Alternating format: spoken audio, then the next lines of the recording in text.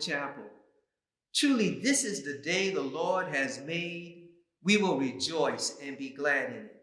It is my honor, it is my delight to welcome you to this Palm Sunday Zoom worship experience. Join me now in our doxology and call to worship. Praise God, from whom all blessings flow.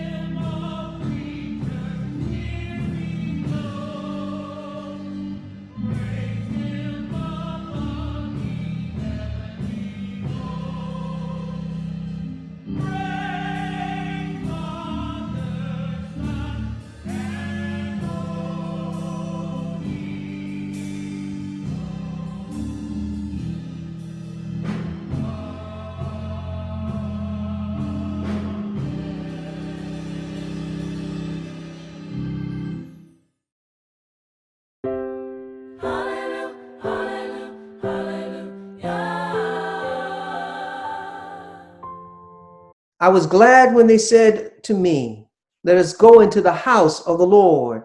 Our feet shall stand within thy gates, O Jerusalem." For a day in thy courts is better than 1,000. I had rather be a doorkeeper in the house of my God than dwell in the tents of wickedness. Because of the house of the Lord our God, I will seek thy good. Those that be planted in the house of the Lord shall flourish in the courts of our God. Blessed are they that dwell in thy house. Lord, I have loved thy habitation, the place where thy honor dwelleth. For the Lord is in his holy temple. Let all the earth keep silence before him. Let the words of my mouth and the meditation of my heart be acceptable in thy sight, O Lord, my strength and my redeemer. Oh, sing unto the Lord a new song, for he has done marvelous things. Make a joyful noise unto the Lord. All the earth sing praises. Hallelujah, hallelujah, hallelujah.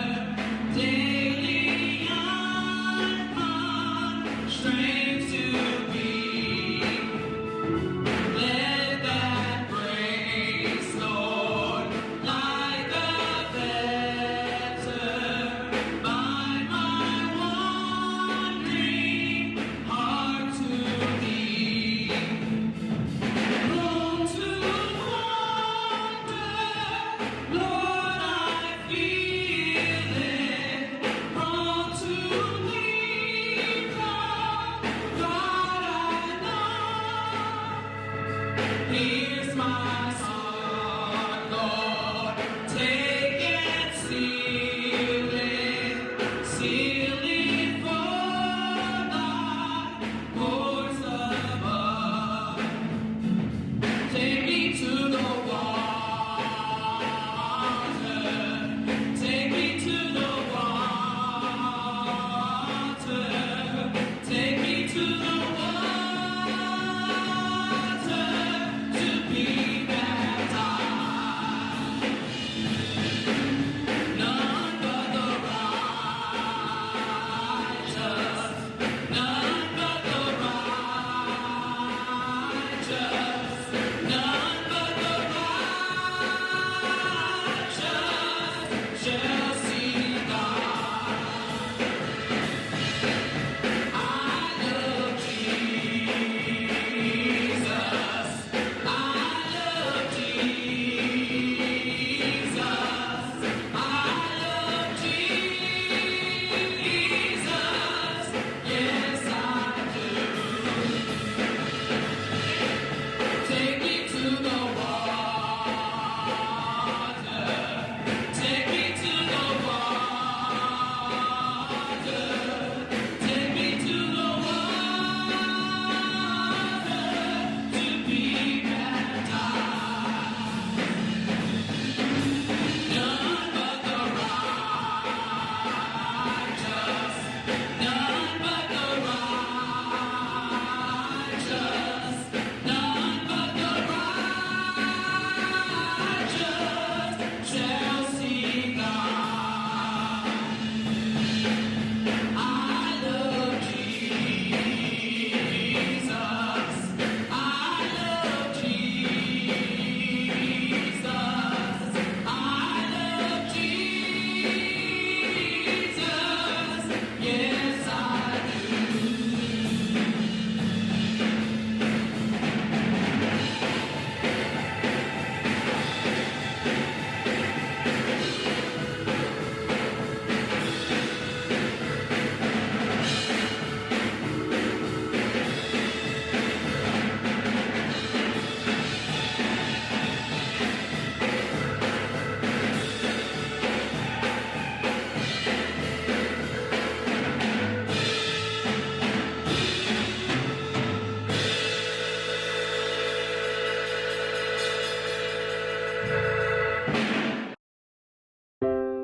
Hallelujah, hallelujah, hallelujah. Almighty God, our provider, our sustainer, and our keeper, the Father of Abraham, Isaac, and Jacob. We come thanking you this day for the many, many blessings thou hast stored upon us. We ask, O Father God, that you continue to go before us to show us the way, beside us to befriend us, and behind us when we falter and go astray. But most of all, give us that Holy Ghost power, for you say he within us is greater than he is in the world. To know the will of God is the greatest knowledge. To find the will of God is the greatest discovery. But to do the will of God is the greatest achievement. We come, O Father God, like an empty pitcher before a full fountain, seeking the knowledge and wisdom of God. Continue to lead us, guide us, and direct us. O Father God, we know that you can do anything but fail. Help us, O Father God. Mold us, fix us, use us as instruments you want us to be. For you are the potter, and we are the clay. Look into us, O Father God, and direct us. Where there's hatred, sow love. Darkness, bring light. Sadness, bring joy. Misunderstanding, bring peace. And where there's grief, bring bliss. And where there's sin, Father, we ask for forgiveness of our sins. For we know that you can, and we know that you will. Oh, Father God, help us to be stronger stewards of this world. And as we go forth, let us know that you are God and only you can do these things. When we get ourselves in trouble, oh Father God, we say like the Apostle Paul said, we are troubled on every side, yet not distressed. We are perplexed but not despair, persecuted but not forsaken, cast down but not destroyed, always bearing about in the body of the dying of the Lord Jesus, that the life also of Jesus might be manifested in our body. For Jesus' word was a lamp unto our feet and a light unto our paths. Then we close this prayer with Father God, as the hymnologist Sam Hines wrote, "How great thou art! How great thou art, O Lord my God, and thy an awesome wonder. Consider all the worlds thy hands have made. I see the stars, I hear the rolling thunder. Thy power thy throughout the universe displayed. Then sings my soul, my Savior God, to thee. How great thou art. Then sings my soul, my Savior God, to thee. How great thou art." These words we pray in the name of the Father, the Son, and the Holy Spirit. Amen, amen, amen. Hallelujah, hallelujah, hallelujah. Good morning, Campbell.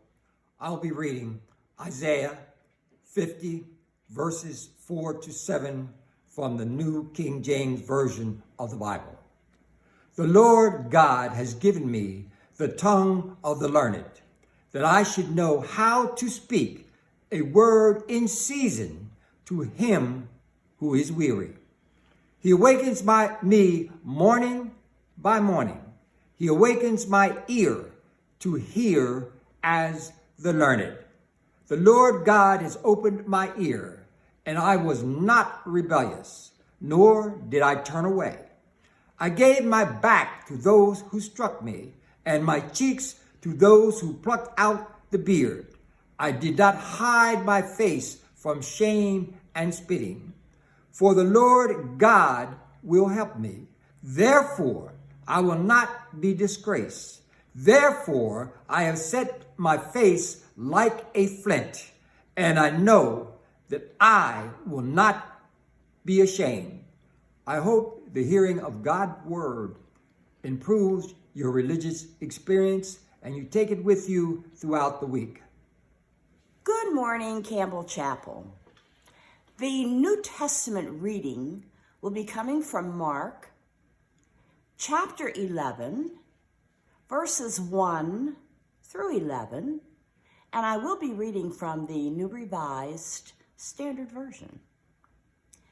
As they approached Jerusalem and came to Bethphage and Bethany at the Mount of Olives, Jesus sent two of his disciples, saying to them, "Go to the village ahead of you, and just as you enter it, you will find a colt tied there, which no one has ever ridden.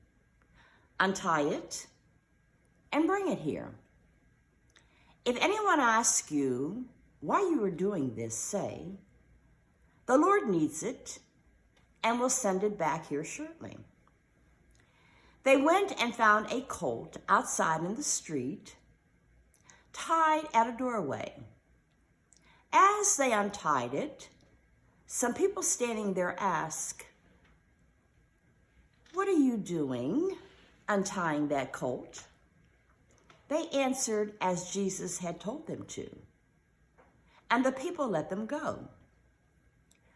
When they brought the colt to Jesus and threw their cloaks over it, he sat on it.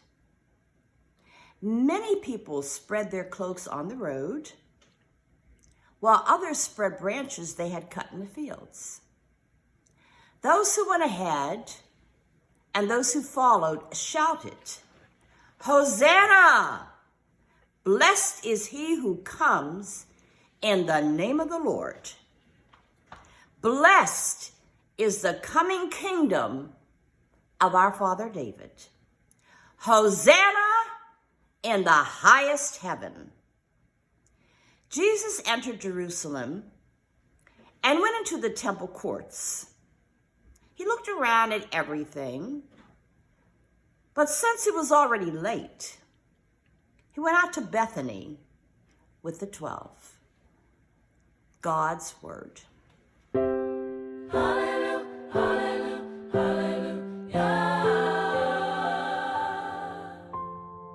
Good morning, church, and welcome to this morning's worship service.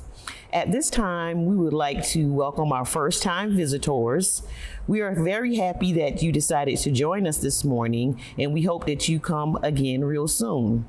Also, we would like to present you with one of our first-time visitors' gift bags, so please contact the church this week so that we can have one prepared for you. And as always, please keep our bereaved and sick members in your thoughts. Thank you.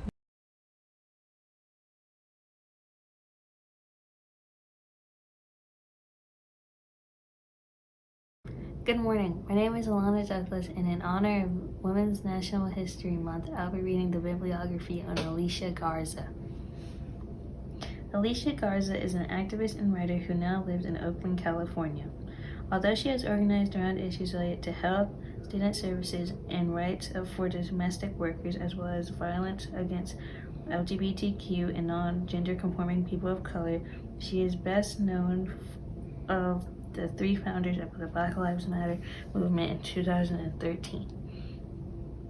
Garza was born in Los Angeles, California on January 4th, 1981.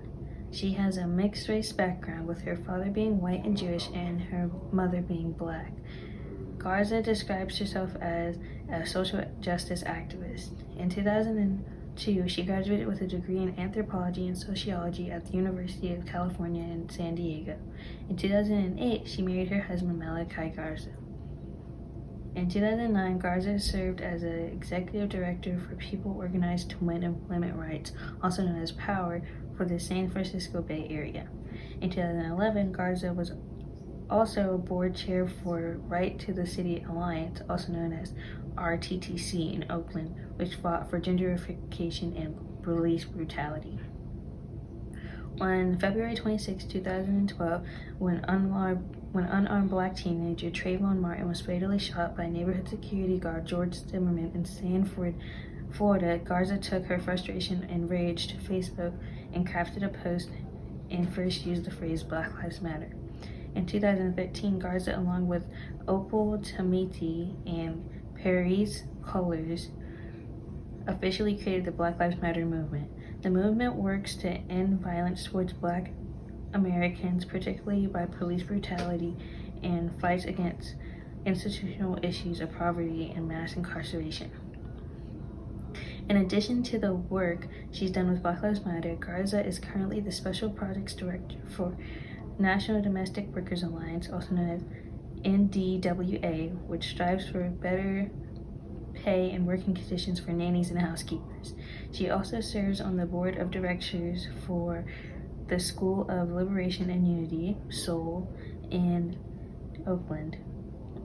This school works to help unprivileged youth and people with low-income development skills so that they can improve their communities. Garza is also the board of directors for Black Organizing for the Leadership and Dignity, also known as BOLD, another Oakland organization which helps Black activists further develop their organizing skills. Garza has written for War Times magazine, and her articles and editorials have been featured in The Guardian, The Nation, The Feminist Wire, Rolling Stone, Huffington Post, and TruthOut.org.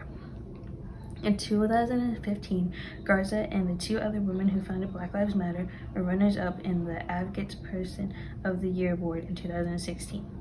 The trio was added to Fortune magazine's 50 of the most influential world leaders list. Other honors that Garza has received are recognition on the Root 100 list of African American achievers between the ages of 25 and 45, the Local Hero Award from the San Francisco Bay Guardian, and the Gian Guena Communicate Justice Award from the Center of Media Justice, and the Harvey Milk Democratic Club Bayard Rustin Community Activist Award, which she won twice. In 2017, Garza, Tometi, and Colors were awarded the 2017 Sydney Peace Prize in Sydney, Australia. Thank you. A time for giving. You may submit your tithes and offerings by giving electronically through the church website, the Giveify app, Bill Pay, or you can mail in your tithes and offerings to the church, or stop by the church on Saturdays from 2 to 4 p.m. Hallelujah, hallelujah, hallelujah.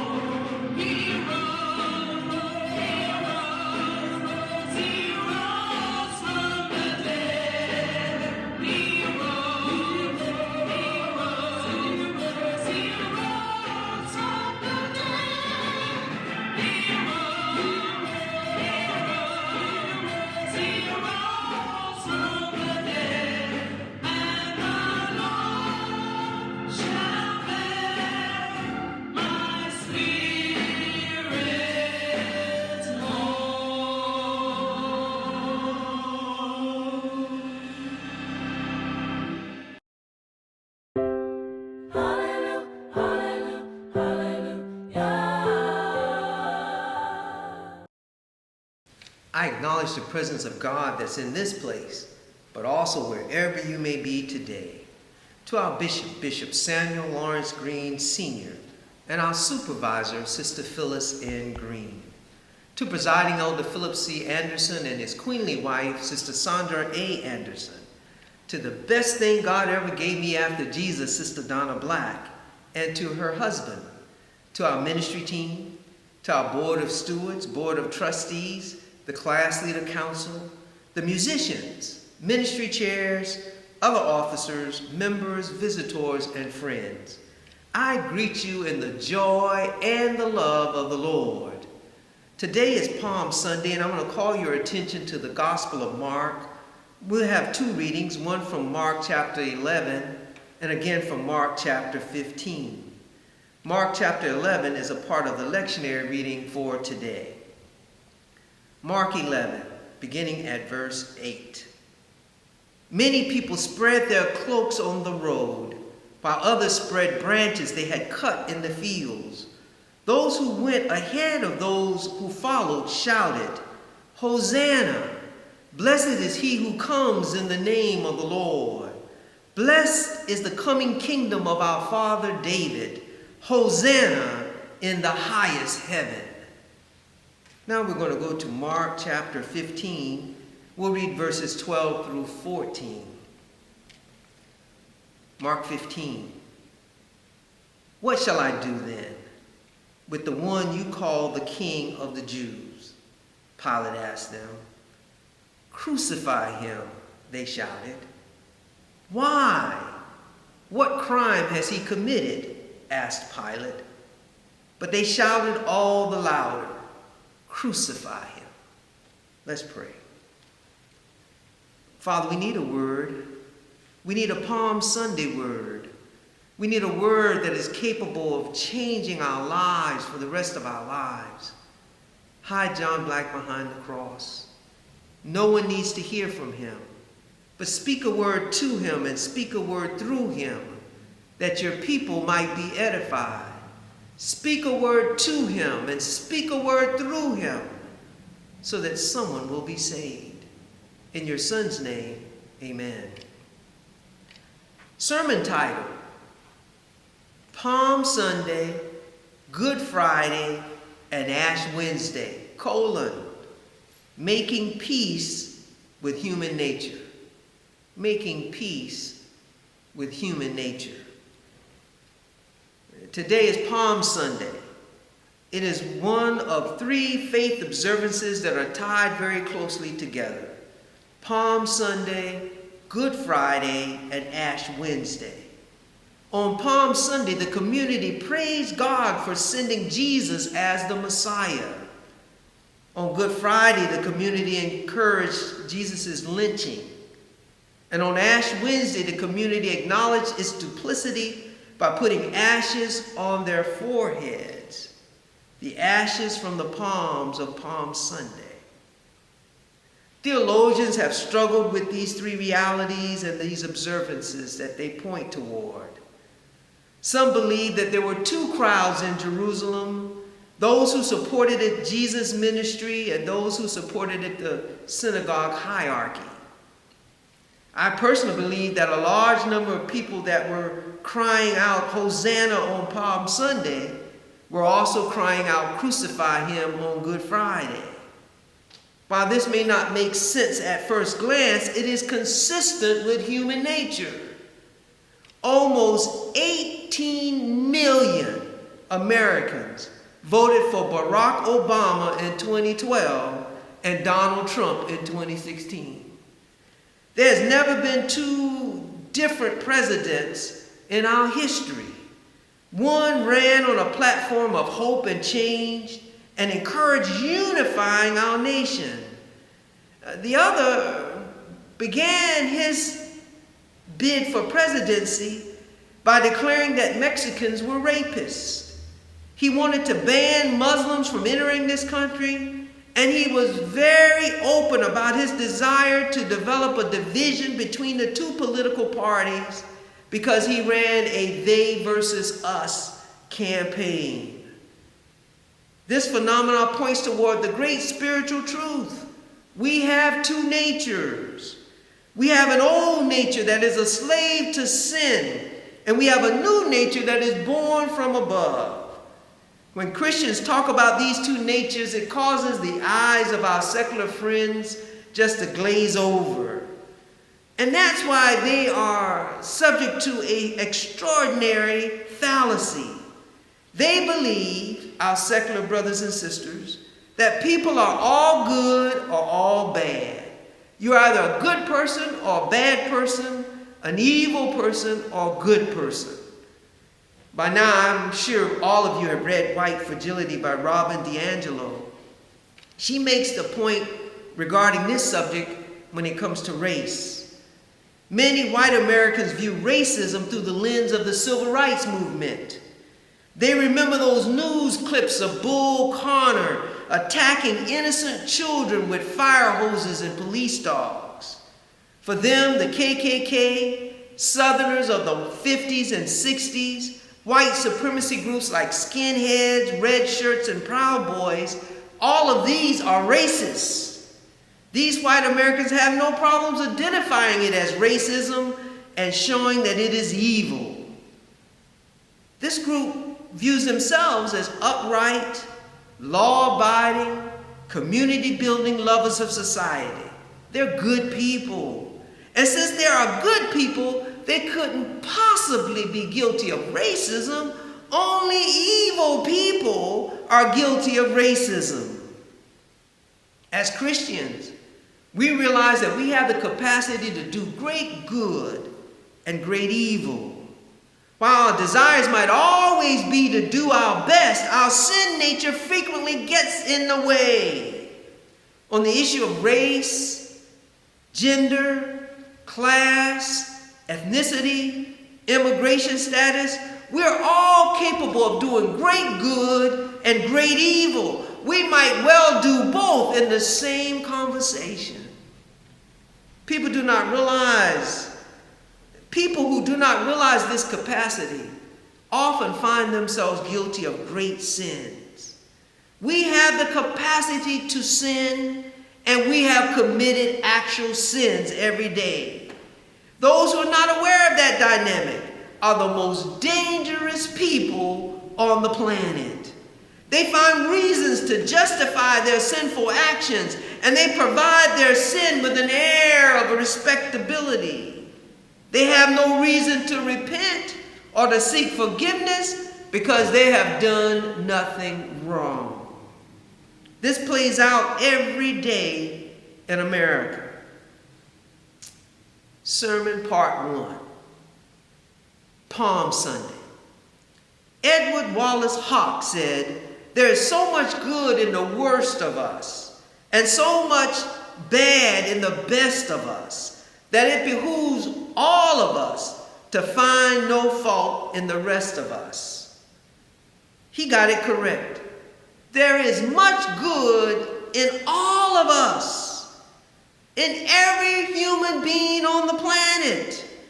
God made all of us in his image.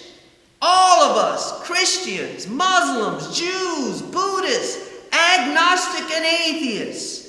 The image of God allows all of us, every human on the planet, to be a co-creator with God. The world of the internet, space travel, large cities, electronic cars, all of these point toward the Imago Dei, the image of God that we all possess. All humans are living souls. God has animated every human on the planet by breathing into that human being the breath of life. Scientists wonder what distinguishes us from the rest of the animal kingdom. We have the breath of God inside of us, every human on the planet. We all reflect God's glory. We're like the full moon. We have no light of our own. Yet we bathe in the light of God and we beam brightly in the dark night sky. Psalm 8 asks the question, what is humanity that you are mindful of them? What are human beings that you care for them? You have made them a little lower than the angels and crowned them with glory and honor. You made them rulers over the works of your hands and put everything under their feet, all flocks and herds, all the animals of the wild, the birds of the sky, the fish in the sea, and that which swims in the paths of the sea. O Lord, our Lord, how majestic is your name in all the earth. This is the part of humanity that demands our awe and our respect. 1 John declares that we cannot love God whom we've never seen with our eyes, and yet hate humans who are made in the image of God, who we've seen with our eyes. This is the respect that every human on the planet demands. The respect that in them is the image of God. The big lie is not that Donald Trump won the 2020 election. The big lie is that one person on this planet is superior to another person on this planet. Yes, we have different gifts. Yes, we have different callings. Yes, we have different experiences. Yes, we have different educational levels. Yes, we have different cultures and worldviews. Yes, we have different religions and faith traditions. In short, there are no two human beings on this planet that are alike. We're like snowflakes. We're all individually unique. And yet all of us have the same value. There are no big I's and small U's. We all carry the infinite mark of the image of God. We are all priceless. This is the treasure that lies inside of us. This is the force that makes us cry out, Hosanna, Hosanna, blessed is he that comes in the name of the Lord. This is the force that energized those on Palm Sunday. They represent the best of us. At our best, we declare and celebrate the goodness of God in the coming of his Messiah. We rejoice in the process of redemption, and we boldly witness to the presence of God in our world through demonstrative acts. And all of this is captured in the symbolism of Palm Sunday. This is our nature that comes from above, our regenerated nature. And this is the nature that is regenerated when we accept Jesus as our Lord and Savior. This is the nature that calls us to our highest good. Part 2, Good Friday. Unfortunately, we have a fallen nature. The Apostle Paul described the power this fallen nature has over us. It has the potential to derail our best efforts. Romans 7. I can will it, but I can't do it. I decide to do good, but I don't really do it. I decide not to do bad, but then I do it anyway. My decisions, such as they are, don't result in actions. Something has gone wrong deep within me and gets the better of me every time. Why do leaders let us down? Why do parents disappoint us?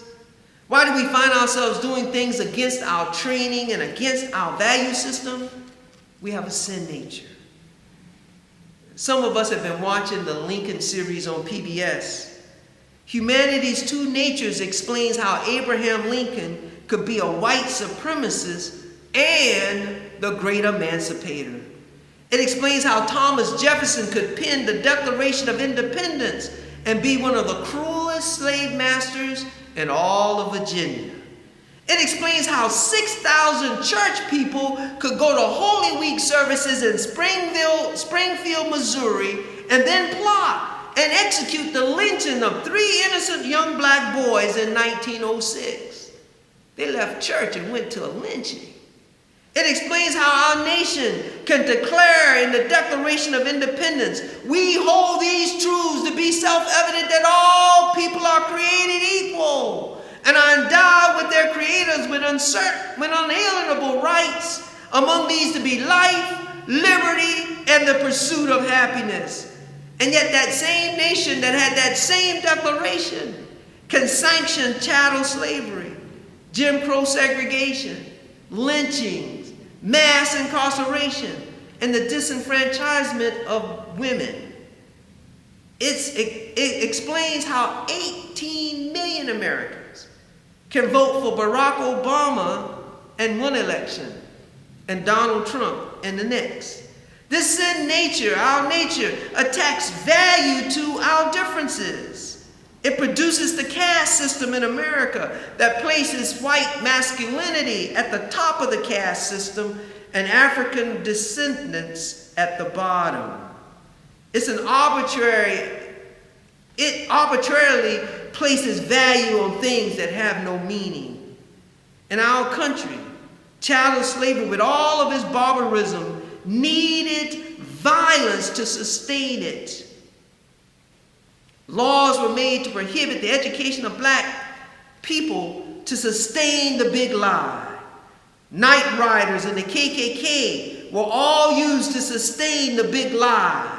Poll tax, literacy tax, open gun law carrying policies, storming the U.S. Capitol were all forms of violence that were needed to sustain the big lie. Violence is always needed to support that which is evil.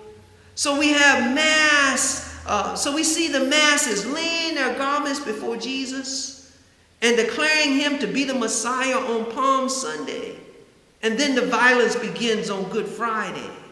They paid off Judas to betray Jesus for 30 pieces of silver. They carried Jesus in the night from one courtroom to another courtroom. As has been seen in America, they found a verdict before they ever presented the evidence. They marched him from judgment hall to judgment hall.